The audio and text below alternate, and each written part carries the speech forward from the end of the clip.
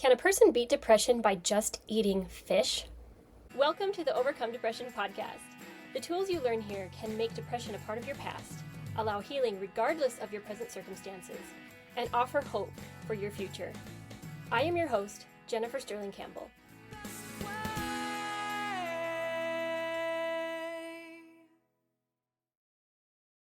Can a person beat depression by just eating fish? Believe it or not, that was the case for me. I talk about this in my How to Beat Depression introduction video if you want to go back and listen to that story. But absolutely, this was the beginning of my journey in overcoming depression. It is what got me off of the Prozac that I was taking, and I never looked back. So why and how could eating fish make you less depressed?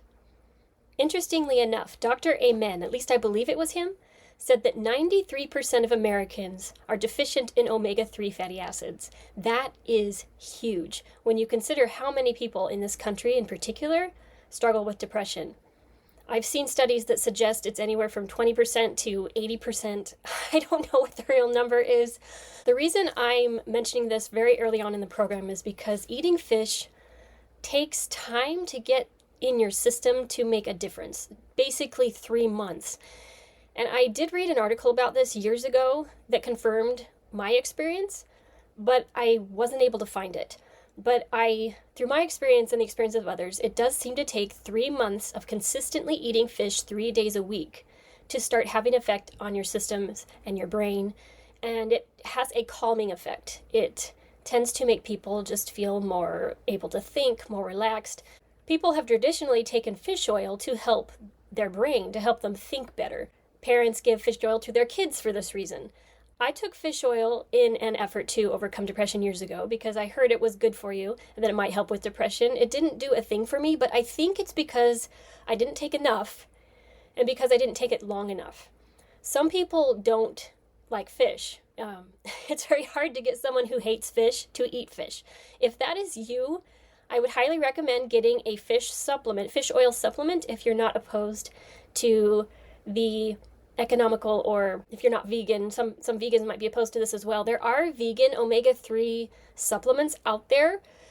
I can't recommend them personally because I don't know firsthand. I've never taken them, but it might be something to try. And if you're willing to try this and let me know how it works for you, I would love to pass your experience on to others so that I can recommend that product in the future. If you are not opposed to fish, I highly recommend salmon. It's probably the cleanest. You can do research as to what fish are better or worse in terms of the environment and as well as toxicity, heavy metals, and so forth. It is a thing. However, it is just so critical to overcoming depression that I feel that it's important to implement into your diet. Tuna once a week is a pretty good option. Even canned tuna is pretty good. I would not recommend any farmed fish. Why? Because they're grain-fed, which means that the omega-6 over the omega-3 ratio is not what it needs to be to help your brain. We want less of the omega-6. We want more of the omega-3. So wild-caught is going to be key here. I would also avoid bottom feeders, possibly catfish, shrimp, oysters, which oysters and shrimp, debatable if you can call those a fish, but just throwing that out there. Food is food, but I wouldn't eat these every single week, is all I'm saying. Swordfish is probably another one you want to avoid. They tend to be high in mercury. And you can look online and find lists of fish that are typically better or worse in terms of heavy metals and so forth. If you're going to do fish oil, I would at least double the dose and take it every single day. You also want to make sure it's a high quality fish oil. The price tag does speak. If it's a higher price, it's probably a better oil. You can tell if you can smell the oil and it smells fishy, it's rancid and it doesn't taste as good. If you smell the oil and it doesn't smell like much at all, then that's probably a good fish oil. Ironically, I like to buy the fish oil in bottles and just pour myself a teaspoon or a tablespoon of it because I feel like a better deal. And I just keep it in my fridge. Not only do fish have the omega-3s, they also have B vitamins, magnesium, vitamin D, calcium, and protein, phosphorus, And they're a great source of minerals like iron, zinc, iodine, magnesium, and potassium. Potassium is one of those really awesome, is that a vitamin or mineral? I'm not sure, but potassium is a very calming substance, which is why I used to eat bananas before all of my races, because it helps keep your muscles more relaxed, it keeps them from cramping up. I will also add that breaded fish probably isn't the way to go. There's a lot of those omega-6 fatty acids in the breaded fishes that kind of negates the point of eating the fish. But if that's the only thing you can get yourself to eat, then by all means, maybe just don't get the catfish variety. Again, this will take at least 3 months for you to start feeling a difference, so please be consistent. If you're doing the fish oil, I would recommend a Desbio liposomal B supplement and their vitamin D, vitamin K supplement as well, because this will help you get kind of the whole range of things that you will need to feed your system what a fish would normally give you. There is a study, at least one, if not more, but one that I will link in the description, that shows a correlation between eating fish and lowered cases of depression, which I think is pretty cool. I didn't even know these studies existed. I'm not sure if they did when I figured this out, but I'm really glad that I did. And I wish more people knew about it because it's so easy. I will also link several fish recipes below in the description, as well as in the workbook. Please do download the workbook if you haven't already. You can see everything organized, challenges that I offer. It'll help kind of keep you on track and motivated to keep going with this program.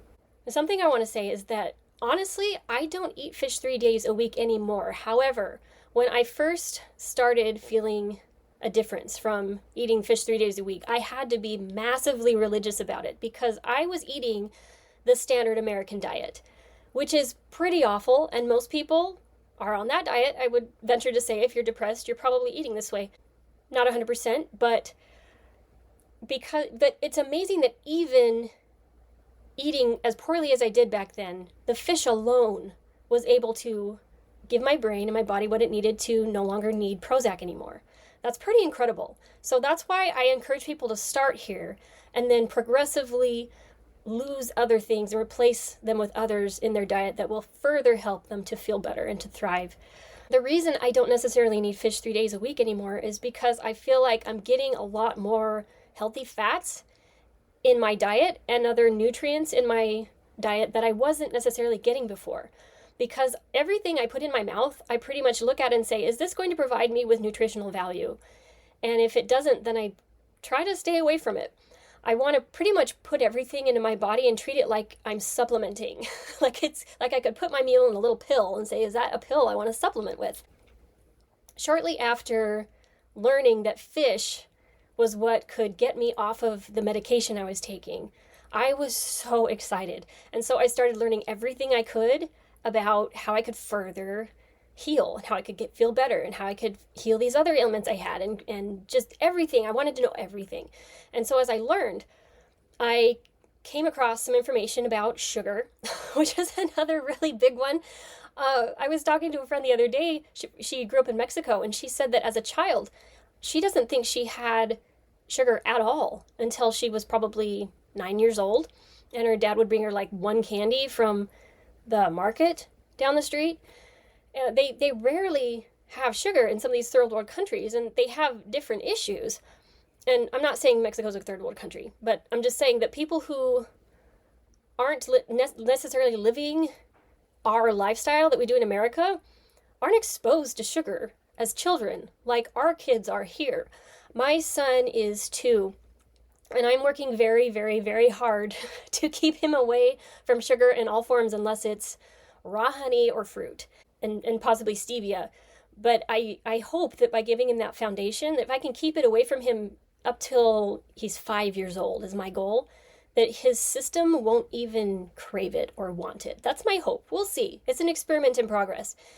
But it's actually necessary for them not even to be exposed to it at all, because if they get a little but not a lot, their body's still going to crave it. So most of us in this country are highly addicted to sugar.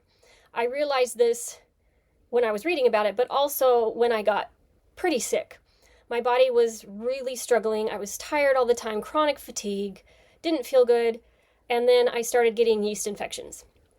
and that just would not go away. I tried to do all the natural stuff. My grandmother had used drugs, Western medicine drugs, to tackle the urinary tract and then yeast infections that she had, one after the other. It just seemed like she was always having one or the other constantly.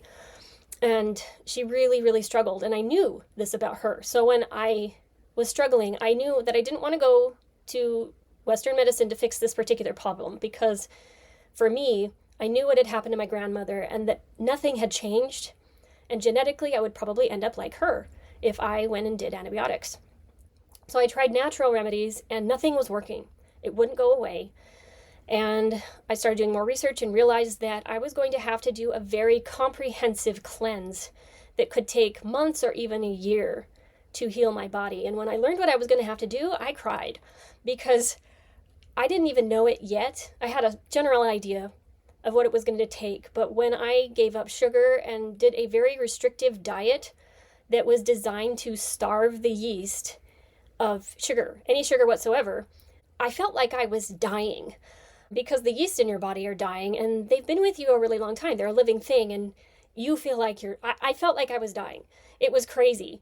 And the emotional turmoil, the exhaustion, the cravings, the things that I was feeling, I've never had an addiction to a chemical in terms of drugs, but my symptoms resembled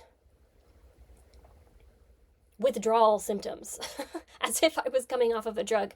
Come to realize that sugar is very close in chemical compound to cocaine and is actually significantly more addictive than cocaine. Now, it's not as damaging as cocaine to your brain and so forth, so I'm not comparing it in that way, but it still does affect our mind. It's a stimulant and it's highly, highly addictive.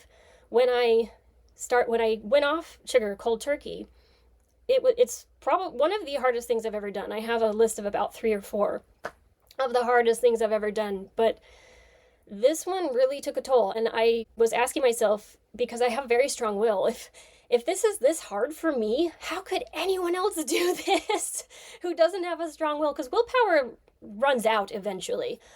I'm not sure I could recommend the program I used. It was the body ecology diet. It did work. After 3 months, I started introducing things like green apples and grapefruit, but I didn't have an ounce of honey, sugar whatsoever till about a year.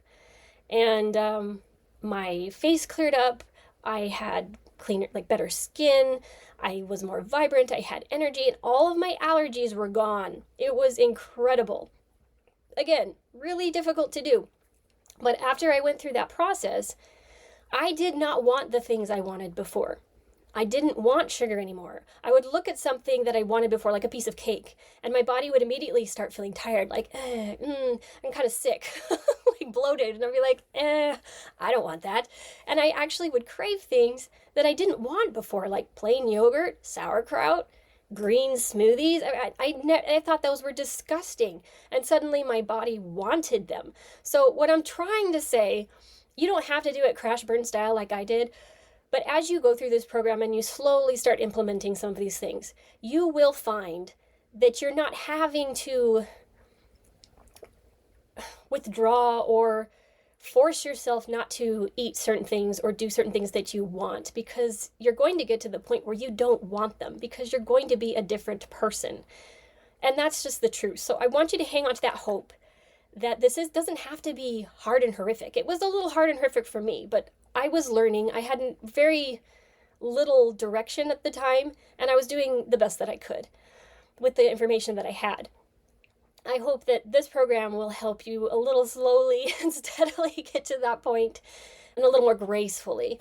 But when you do, and you get on the other side, you'll stop craving things like sugar and sweets and chips, and you'll start craving the things that your body actually wants and needs. And that's a miracle in and of itself. Our bodies, our minds, our spirits, they are amazing. We just have to uncover them a little bit. And I want you to remember that you can eat whatever you want, but that you might want to choose better options because you want a better life. And that in realizing that I can have that, I don't want you to ever look at something and say, oh, I can't have that. Jennifer says I can't have that. Or I can't have that. That's not good for me. get that idea out of your head. You can have it. You are choosing to eat something else, or to consume something else, or to drink something else because you want to. You want the results, the long-term results, and even the immediate results that you're going to have as a result. And I want you to remember that. It's not that you can't, you can. You're just choosing something better. As Maya Angelou says, do the best you can until you know better. Then when you know better, do better. Maya Angelou is so awesome. I love her. With that said, thank you again for joining me today. My name is Jennifer Sterling Campbell, and you're listening to the Overcome Depression podcast.